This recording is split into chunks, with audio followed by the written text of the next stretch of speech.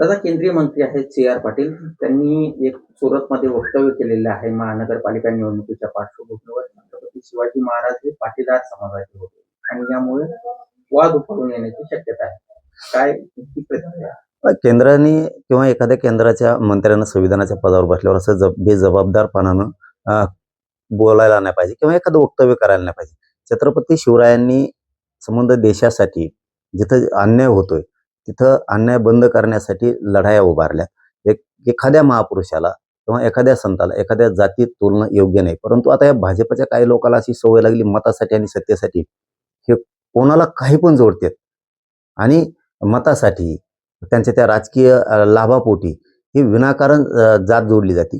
आमचे त्या पंतप्रधान मोदींना आणि ते दुसरे त्यांचे ते महाराष्ट्रातले बार येत असते ती एक ते नमुना अमित शहा यांना सांगणं आहे की जरा याच्याकडे बघा. हे कोण केंद्रीय मंत्री महापुरुषांना तुमच्या फायद्यासाठी असं तोलू नका म्हणा.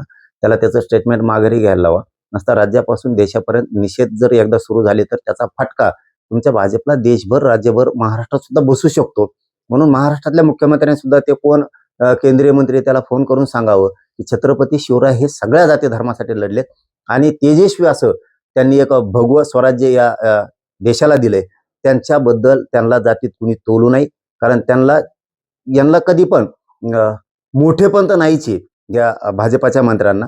परंतु हे जातीत तोलून संकुचित यांची जी वृत्ती ते बंद करा आणि त्याचं स्टेटमेंट मागे घेण्यासाठी देवेंद्र फडणवीसांनी सुद्धा तातडीनं सांगावं. नसता भाजपाच्या विरोधात पुन्हा एक निषेधाची लाट तयार होणार आहे.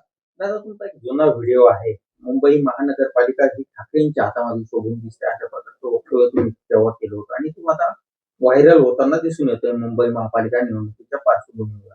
आता जर निवडणूक झाली तर मुंबई महापालिका कोणाकडे शोभून दिसेल किंवा कोणाच्या हातामध्ये शोभून दिसेल? आयला मी तसं नव्हतं म्हणलो. हे एकाच्या दोन जोडीत येतो उगाच.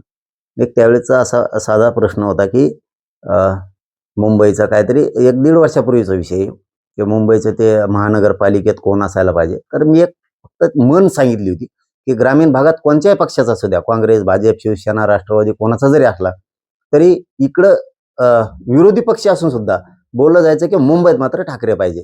असं एक त्यावेळेस आपण बोलून गेलो म्हणलं होतं त्यावेळेस. आणि यांचं काहीच नाही हो. कुणी असला तरी आम्हाला फरक पडत नाही. आमच्या गोरगरिबांच्या जीवनात कुणी आला, हे काय आले ते काय आले, कधीच बदल होणार नाही. आम्हाला कामं कष्टच करावे लागणार आहेत. लोकांच्या कंपन्यामध्येच कामं करावे लागणार आहेत. माथाडी कामगार करून आम्हाला हमाल्याच करावे लागणार आहेत. हॉटेल टपऱ्यात चालवावं लागणार आहेत. हातगाड्यावरतीच कामं करावे लागणार आहेत. हे कुणी आलं तरी बदल तोडवणार आहे. यांचे पाहुणे रावळे सुधारणार आहेत. त्यांनी यांना भूखंड पाहिजेत, यांना सगळ्या माडाच्या जागा पाहिजेत, मोठमोठाल्या यांना जे ग्राउंड साफ करतात, यांना समुद्रातल्या सुद्धा जागा पुराणात. आता त्या आदिवासींचं एक बेट आहे, ते बेट सुद्धा पुराणा यांना पलीकडच्या कडेला कुठंतरी येऊन गुलाल टाकून लगेच उद्घाटन पण केलं. यांचा व्यापार चालला पाहिजे, यांना उद्योग व्यवसाय चालले पाहिजे. याच्यासाठी यांचे हे प्रयत्न असतात. आम्हाला काहीच फरक पडणार नाही ना. गोरगरिबाच्या जीवन प्रवासात काही बदल होणार आहे का? तर याचं उत्तर हे अजिबात नाही.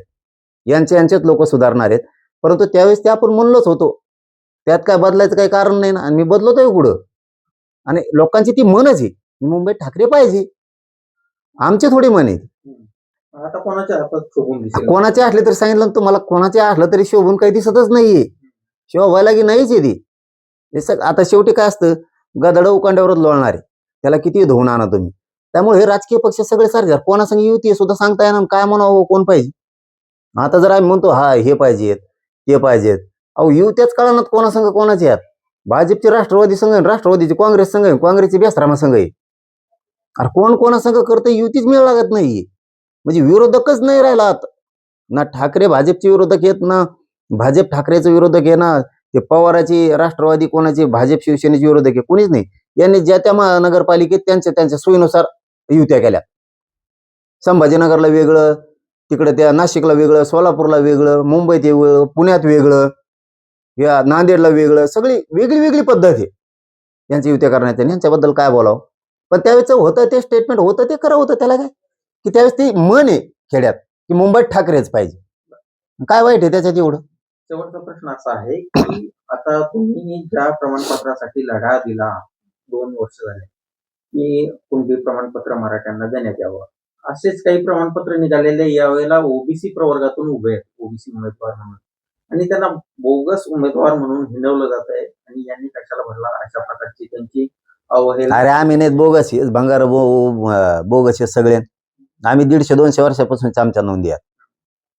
यांना आता 1994 पासून जे दिलेला जे आर काढून दिले हे तर प्युअर बोगस आहेत. मग ओरिजिनल बोगस कोण असते तर 1954 पासून आरक्षणात घुसलेले ते तर बोगसच आहेत. एकच का उभा राहतात. मग आमचं तर म्हणणं आहे की माझ्या गरीबाच्या लेकराचं कल्याण व्हावं म्हणून ही लढाई आहे.